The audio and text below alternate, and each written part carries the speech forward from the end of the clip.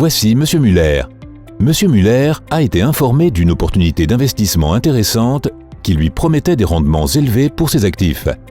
C'est pourquoi M. Muller a investi une part importante de ses économies dans cette offre. Toutefois, cette offre séduisante s'est vite révélée trompeuse. Le prestataire ne paie plus le rendement promis. M. Muller n'est pas rassuré. Il tente de récupérer l'argent investi en vain. Son argent a disparu. Le dommage est bien réel. M. Muller est désespéré. Il existe en principe 2 branches sur la place financière suisse. La première branche est composée des établissements autorisés par la FINMA. La FINMA veille à ce que les établissements comme les banques et les assurances soient financièrement stables et bien organisés. Elle protège ainsi des personnes comme M. Muller.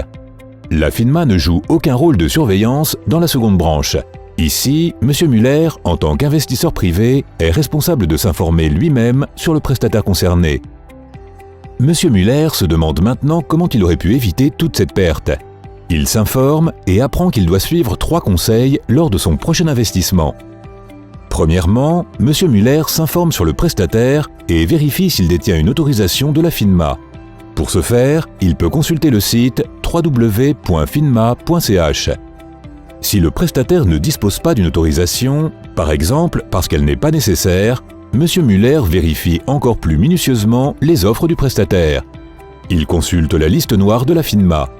En outre, il consulte les commentaires écrits sur le prestataire, sur les sites de consommateurs et les forums de discussion sur Internet. Il vérifie en outre l'index d'enregistrement des prestataires suisses dans le registre du commerce. M. Muller doit se méfier s'il remarque des modifications fréquentes au niveau de la raison sociale, de l'adresse ou des personnes autorisées à signer. Deuxièmement, des rendements élevés vont toujours de pair avec des risques de perte élevés. Pour cela, M. Muller reste méfiant quand des revenus et rendements de niveaux élevés lui sont promis. Il compare les produits, les commissions et les rendements proposés avec ceux d'autres prestataires et même des établissements autorisés. M. Muller ne met également jamais tous ses œufs dans le même panier. Il diversifie ses placements financiers en choisissant plusieurs prestataires et produits. Troisièmement, M. Muller ne se laisse jamais mettre sous pression par les agents commerciaux ou éblouir par un marketing téléphonique habile et des documents professionnels. Il prend le temps de s'informer et de se décider par rapport à ses investissements et placements financiers. Vous aussi, vous savez désormais comment vous y prendre en ce qui concerne les offres de placement. Vous trouverez d'autres astuces sur le site internet www.finma.ch. Si malgré toutes les mesures de précaution, un dommage survenait, vous avez la possibilité d'intenter une action civile ou pénale. Si vous découvrez des offres douteuses, la FINMA prend volontiers note de vos indications concrètes sur l'incident. De telles indications permettent à la FINMA de trouver les agents non autorisés et de les retirer de la circulation.